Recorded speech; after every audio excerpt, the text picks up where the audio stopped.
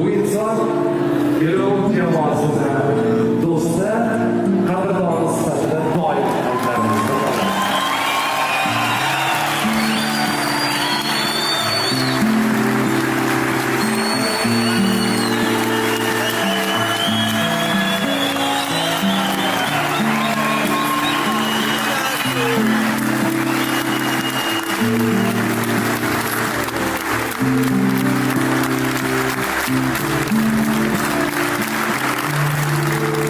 Barcha duolarimiz akamizni ruhi bilan va 13 yil million jamoasi sifatida qatnashgan bo'lsak, mana shu 13 yil davomida bir-birimizga raqiblik qildik.